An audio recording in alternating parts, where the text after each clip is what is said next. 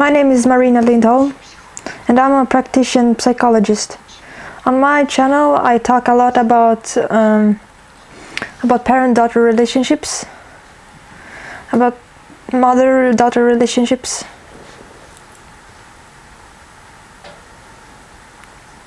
And I feel like I have looked over all types of mothers. We have talked a lot about psychopath mothers and a lot of weak-minded mothers. A lot of mothers that are just psychologically insane, and a lot of depressive mothers. And today is a time to talk about dead killing mothers.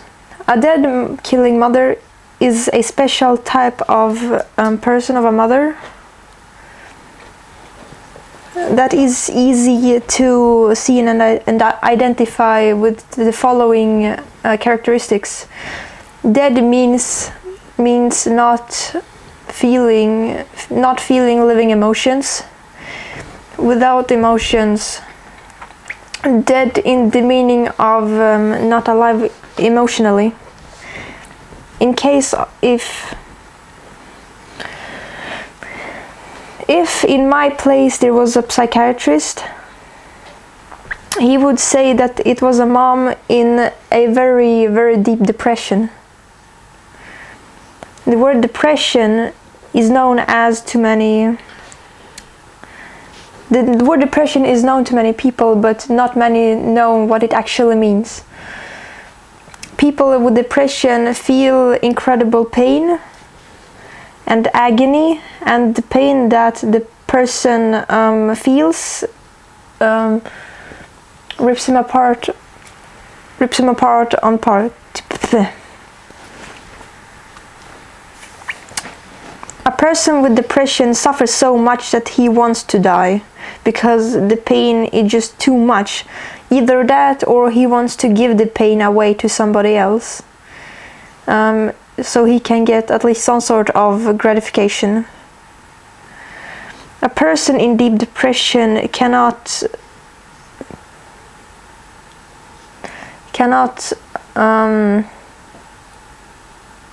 handle any motion, any light, any sound, any touch, any communication, no contact. It's a completely static person. He's like a rock. Any motion, any emotion, any emotion, any touch, any communication with this person causes him pain. A person in a deep depression wishes only one thing, and that is to isolate himself, to turn away from any contact and not move at all, because any disturbance him will cause him pain and agony. Thoughts during a depression are only dark and heavy, very close to death. The state of depression is the state that comes before death. Below depression is only death. Above depression is pain. The feelings that a person feels while being depressed goes between death and pain. There's no happiness, there's no understanding, there's no sympathy, no hope, no dreams, nothing positive. Let's imagine that a woman who gave birth to a child has depression. She's dead. She's dead, but the child That's the epitome of life and motion. The child screams, he walks around, he attracts attention, he forces her to move, to live, to do something. That kid, that child constantly annoys the mother, and to get rid of that, to get rid of this life, of this agony, of this pain, she only has one wish, and that's to kill, and that's to get rid of the child, to kill him.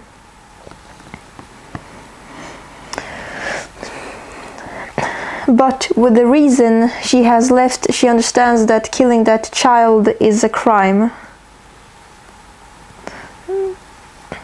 But she only has one feeling towards the child, and that's to get rid of him, to kill him, to somehow stop contact with that child, to stop loving, to stop caring for him, absolutely never loving.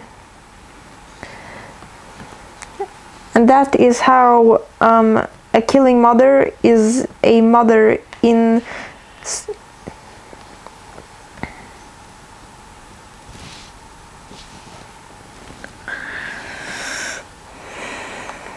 but because she's a mother, that means she has a family, a social circle. That means she must be functioning somehow, moving about somehow.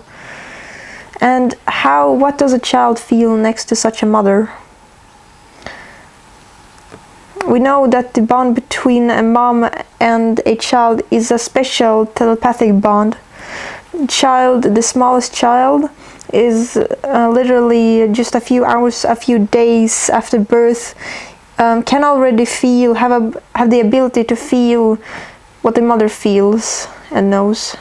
There's been experiments and trials where they put on electrocardiograms where the mom comes towards the child or away from the child. Even a few days old baby reacts to the mom when she comes closer to him. He feels always a pull towards the mother, an attraction to her. He always want to be with her. He always sends her signals. We know that when the mom comes closer to the child, they become more alive. They send her signals, they become more alive, they start moving, they start laughing, they start making grabby hands, they go, please love me, take me in your arms, protect me. What does the child feel when there's a dead killing mother next to him? He doesn't feel anything from her, he only feels cold. There's only cold, aggressiveness, fear, anxiety and pain. The first feelings that the child gets from her mom, if it's a cold killing mom, that's evil, that's anger, hatred, pain and death. The child absorbs this like a sponge. Why do we say dead killing mom? That's because one takes the other with her. Because she's in this kind of state, she only feels these emotions. She really wants to get rid of any kind of these kind of feelings. She might accidentally drop the child, accidentally hurt him, forget to feed him. These moms, they can accidentally strangle the child so he dies.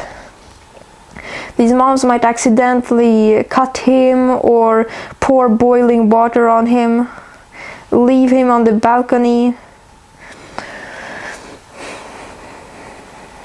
She's really trying to kill him. She's kind of doing this accidentally, quote unquote, but she wants to get rid of this. On therapy, I've had these kind of patients that told me that after the birth depression, they really had these feelings that they wanted to kill him, that they want to throw him out the window, that they want to shut him up, that they want to drown him. Women, tell me about this. And so dead killing mom, if she isn't cured or isn't helped, she will keep killing her child during her entire life. At first she just forgets about him, makes a few slip-ups, she accidentally forgets him to feed him, gives him bad food, he gets sick. Next to a dead killing mother, the child is of course going to be sickly. He will be a runt, basically. He'll be growing slowly, he'll be unhealthy, and he'll be anxious, he'll be weak.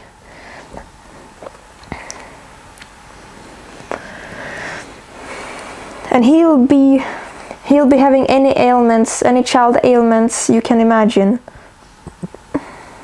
Some pediatrists talk about a diagnosis such as often sickly kids, weak kids. When a normal child during a year is sick like 4 or 5 times a year, a often sickly child, a runt, is sick about 20 times a year. When they grow up, dead killing mothers continue to kill their child. They do it verbally, they critique them, they insult them, they yell at them, they hate them, they actively hate them, they actively bully them. The older the child becomes, the more actively the killing dead mother expresses her feelings and will to kill that child. In my therapies, I've had happenings where women who are 40, 50 years old, 32, 45 years old, their moms are still killing them. Women with these moms, they're often sick. They are sick a lot. They are unlucky. They are sick. They're weak. They get sick often. Any things. It's starting with gynecologism and ends with any psychosomatics. Dead killing mothers never give love to their children. Never give any emotions, never are interested in the lives of their children, never really care about the future of their children, never really show any sympathy, never. And the more the child tries to ask her for love, for warmth, the more he tries, the more this child gets traumatized and hurt. The more he gets yelled at, hated, and so on and so forth.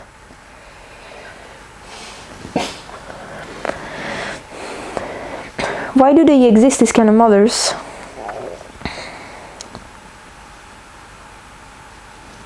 It's absolutely true that a dead killing mother is a mom who was never loved as a child. It's absolutely always that this person was not loved as a child. Her mom was also dead killing mom. It's not psychosomatic, it's not psychopathy, it's not any of that.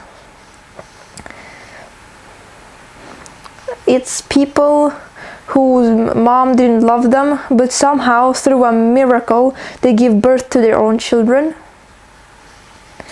and then they copied the way their moms do things, the Why do I tell you about this? It's because these moms actively do this to their daughters, not sons, not as much sons.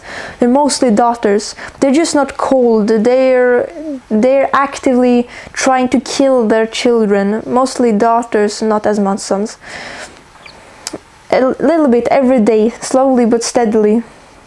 They try to kill them. The children feel this as unhappiness, anxiety. The children, they develop phobias, fears, psychosomatics. Their grades in school start to slip. They become deviants. They run away from home. They're delinquents in school.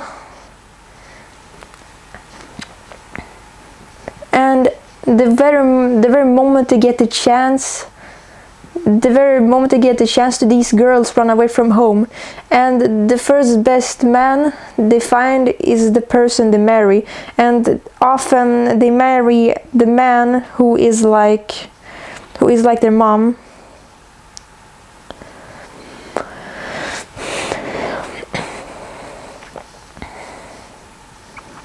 Their hatred and aggression towards their daughters is very, very active and obvious. The girls are always sickly and unlucky, and they're depressed, and they're anxious, and they're scared. They have terrible, horrible self-image problems. They are weak, they are helpless. This isn't the only video I have where I've discussed that there is a special telepathic bond between the daughter and the mother.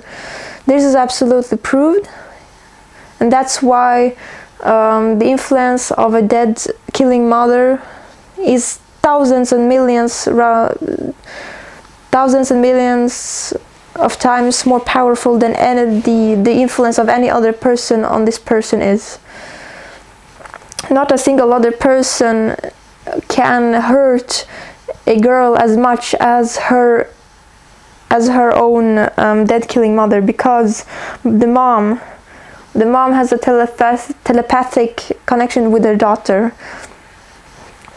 The mom has a sort of hypnosis on her child, and the influence of the dead killing mom goes in every direction. It's a physical influence, as a physiological and emotional and psychological, mental, intellectual, and other etc. influences. There's always an influence. As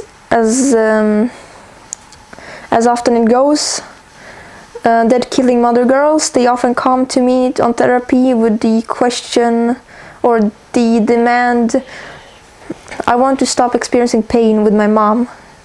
They experience pain with their mom.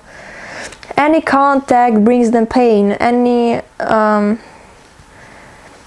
communication with their moms brings agony to these girls. Any touch, any phone call, any words hurts her, even if mom says neutral things. The girl can read these things emotionally. Even if the mom says I love you, the mom can feel that her mom says I hate you, I want to kill you, I despise you. It's these moms who were jealous of their daughters, of their success, of their beauty and youth. They want to destroy their life. They want to stop this daughter from touching her, from moving her in a depressed life. The daughter's existence touches the mom's existence, and they want it gone. These moms need to get therapies, and so do these daughters. During therapy, I always recommend quarantine. as long as the mom doesn't stop being dead and killing. And the mom also needs therapy, of course. The mom needs to get therapy about her depression. She has the most serious form of depression. She needs the help of a professional doctor. And the doctor might also probably need prepare drugs to help her, because this is an extreme trauma. Both of them will need psychoactive drugs to help them, antidepressants.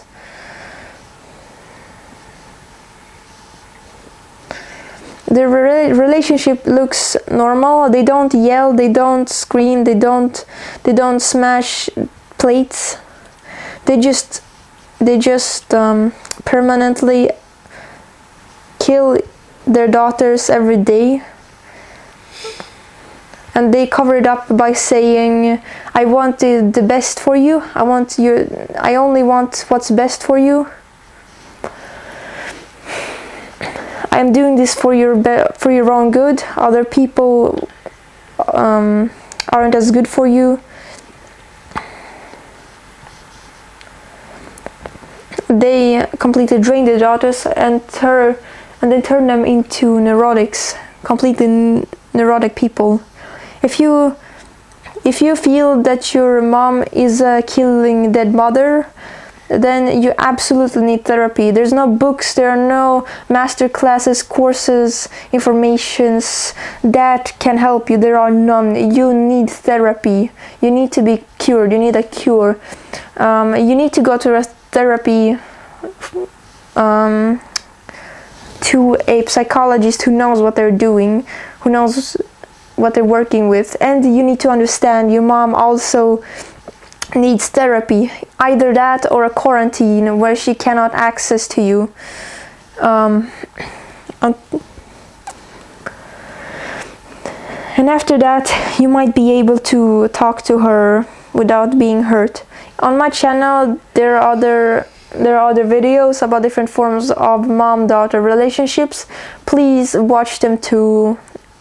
Please like and subscribe to my channel. I'm always happy when I see new subscribers, and all my contacts are in the description below, and I can give you free consults, 15-minute longs in Skype. My name is Marina Lindholm, and I do consultations in Skype. Have a good day. Bye. Translate by Lidia Lindholm, Marina's daughter.